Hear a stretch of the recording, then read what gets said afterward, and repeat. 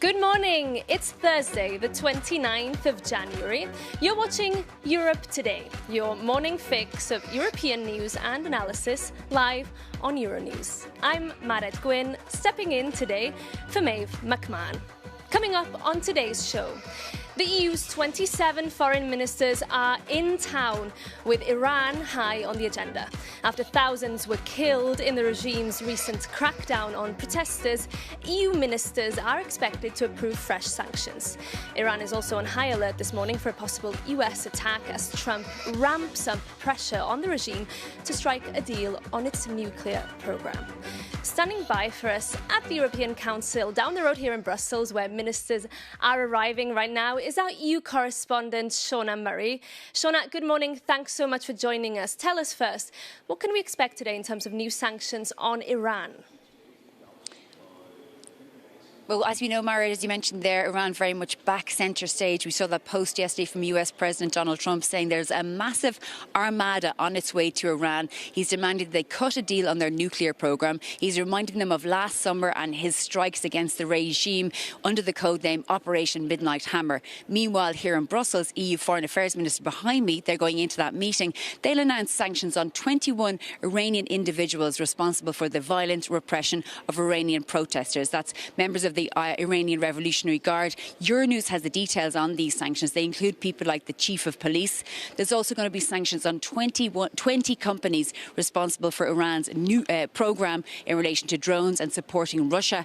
And there will be a designation of the Iranian Revolutionary Guard as a terrorist organisation. This was announced or decided just late last night after France, which was holding out, decided they would support this. So we heard from Kaja Kallas, the EU's foreign policy chief, agreeing and saying that this would happen today. Mared? And Shauna, also the question of how Europe can prepare to defend itself in an increasingly dangerous world could also come up in these talks.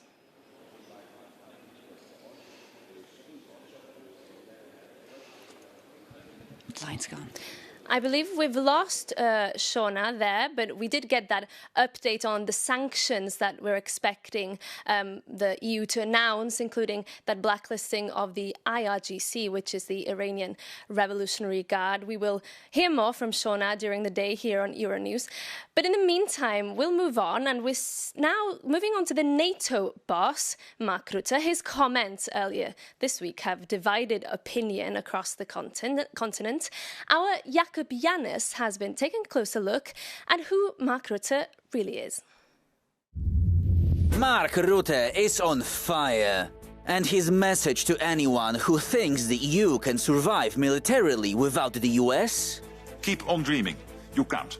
And there is backlash, but Rutte doesn't care. Why?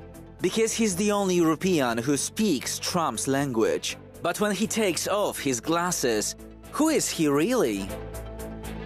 Meet Teflon Mark. He was the longest-serving Dutch Prime Minister because absolutely nothing sticks to him. He went from riding a bicycle in The Hague during his premiership to flying constantly across the Atlantic to put out NATO fires.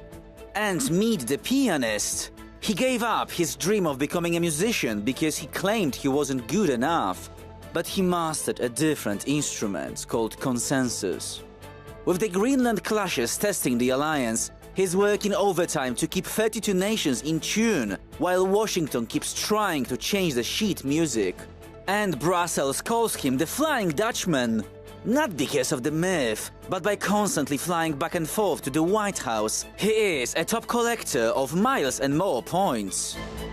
Finally, meet the good cop, complimenting Trump's bad cop. The man who once led Europe's frugal four, refusing to spend a single extra euro, is now pressing Europe to spend 5% of its GDP on security. And then there is the daddy issue. He once joked that Trump is the daddy of geopolitics. Well, judging by the leaked text where Rutte praises him, it seems Mark is trying very hard to be his favorite child. But Mark, being Trump's favorite is a hard job. And I am sure our friend Elon can tell you something about it.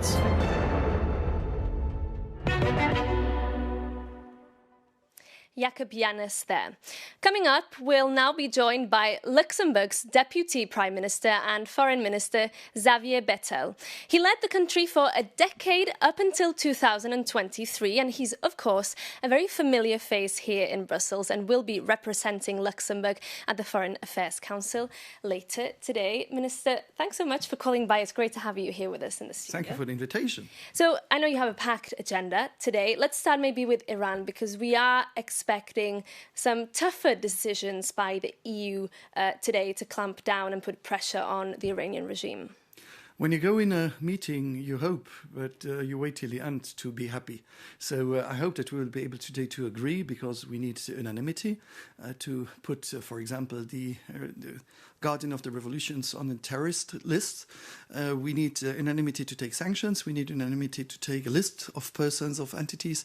But it seems we had 2 or 3 days ago still some countries hesitating, that we moved forward the last 48 hours and that we will be able to have a strong signal for the Iranian population today. And this is the right signal, according to you, despite what it could mean for the diplomatic channels. Do you think this is the right move? The fact is we don't have that many moves. We are not working like the USA are working to send an armada and to have the armada waiting to bomb. And what do you make of those threats that we've heard from Trump yesterday? Everything is possible. The fact is, I learned one thing. I was Prime Minister for the first years of President Trump, and now he's again the president. Everything is possible. He's also trying to get a bigger role in the future of Gaza. I know that will also be under discussion. What do you make of his Board of Peace? The fact is, if every progress for stabilization of the situation and a ceasefire and a final ceasefire, not a permanent ceasefire, not temporarily, and then a strong government and support to build up Gaza is something I support. But the problem is now, for the moment, we have a parallel UN. We have, in fact, a new private body, if I could say, who will decide about the future of a territory. So it's a bit special, and the Palestinians are missing. You have the Palestinians not around the table when it's going to be about their territory. You have a president, even if he's not president anymore, who has a veto right at life. And then you have Russia sitting around the table when it's a boat of peace, you just called it. I just want to remind that Russia is an aggressor in Ukraine. And so to give the feeling that they are peacemakers is a bit special too. So you think this is less about the Palestinians and their future, more about Trump trying to supplant the UN? The fact is, if it helps, I don't want to make everything bad. If it brings positive aspects on the ground in Palestine, I will help these points. But we need Palestinians around the table. But the fact is that Trump is a businessman. He wants to have results, quick results. For him, the UN is too complicated. But, I'm coming from a small country.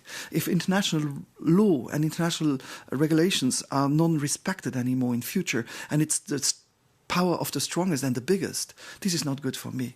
And also for a lot of other countries, not good. He has been challenging the very rules on which the international order is now based. But with Ukraine, he has managed to get Russians and Ukrainians around the table. Does he deserve credit for that? And shouldn't Europeans be doing more to get directly involved in these peace talks? I just want to remind that he was the first one to take President Putin out of the isolation, bringing him to Alaska, where everybody was saying we need to show that we don't want to work with him. So he was the first one. We need a talk. Someone able to talk with Russia. But the fact is, I just want to remind that he said, I think it was 48 hours when he was coming in office, that he would find a solution. And a solution cannot be humiliation of Ukrainians. Too many people died. It's time for direct talks with President Putin. Should Europe be sending an envoy to these talks? If we don't have talks, we want to find solutions. I had talks with President Putin and President Zelensky 3 years ago when I was still the Prime Minister, and every week, and we had good talks. But I have to admit that I had some pressure from other European countries who didn't want me to have these talks. They told me, Luxembourg, what is Luxembourg to be able to have these talks? That's a big error, because this is it's the question of human relations, not the question of the size of the country who makes a difference. And on the other hand, Bucha happened, and after Bucha, I was not able to have these talks anymore with President Putin. But we need to talk with them if we want a solution. If we can't talk to them, we won't find a solution. And if I was too small to do it, if then President Macron or someone else is able to represent Europe because they don't want to talk to Kaja Kallas, but I think without talks we won't find solutions. So Macron, anyone else you think in the continent who could represent you? You seem to know Putin. You've met him in Moscow. Would you be willing to take on this role? I don't have the ego to say that I'm the right person to do it, but if people are convinced that I could be helpful, I will do it in any position. I don't need to be on the front of the scene. I can do it also on the back. When I had talks with President Putin and President Zelensky, I didn't speak that much about it. But then when there was a press statement from the Kremlin, it was difficult to deny anything. So, but if I can be useful, I love to be useful, but I don't have the ego to say that I'm needed. Meanwhile, of course, the Ukraine war is raging on and Europe is really having to think about its future, the transatlantic relationship in tatters after the recent threat over Greenland and so on. How do you see the future? And what do you make of Mark Rutte's comments earlier this week that Europe can keep on dreaming if it thinks it can go alone? If it's now, it's like now. For me, in fact, Europe has a wake-up call also because of President Trump. In fact, I see that we have rules, everything is in honeymoon. Who represents Europe? I see Kaja Kallas was, for example, not in Washington when there was discussions with the president. It's her job. So I think it would be important to see how we could have also legitimacy that for the next European elections, or the president of the Commission or the president of the Council should be someone who's got the legitimacy also from the electors. That would be in elections and they could be directly elected. So to be the one who can try to form the next Commission, and then they still need a majority in Parliament, but so that we have a president of Europe who is really the strong person. We are absent. There are discussions in some countries about Ukraine. Okay. Europe is not there. We're going to have to leave it there, Minister. Thank you so much. We hope to get you back in the studio very soon. Now, moving on, public backlash is growing in Italy over the US's decision to send officers from its ICE immigration agency to the Winter Olympics next week. ICE agents were involved in a fatal shooting in Minneapolis over the weekend. For more, we can cross over to our correspondent Giorgia Orlandi, standing by for us in Rome. Giorgia, good morning. Give us a sense of what the reaction has been to all of this in Italy. Good morning. Well, it all started last Tuesday when members of Italy's main opposition party in Lombardy's regional council held a formal protest against the decision to deploy ICE agents at the Milan Cortina Winter Olympic Games. They were holding posters reading "ICE out, ICE no thank you." That pretty much aligns with what Milan's mayor Beppe Sala had to say about that. He said that those agents are not welcome in Milan. We know that AVS, another party, launched a petition which has already gathered around 50,000 signatures. Criticism has also come from Italy's main ruling coalition. And we know that those ICE agents have been deployed at major sports events in the past, not just in the US, but abroad as well. The US Department of Homeland Security said that those agents would not be taking part in immigration enforcement operations in foreign countries. Despite all these assurances, though, the protest has not died down. Two ICE protests have already been organised in the next few days by centre-left organisations and trade unions.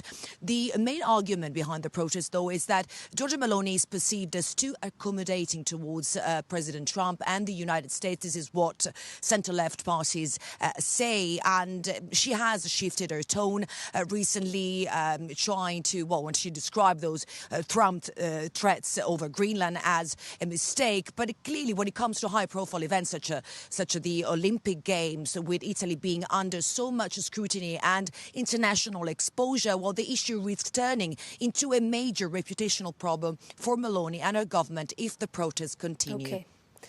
Giorgia, thank you so much. And that brings this edition of Europe Today to an end. Thank you for tuning in. For more on today's stories, do head over to our website, euronews.com. We'll be back, same time, same place, tomorrow. See you then.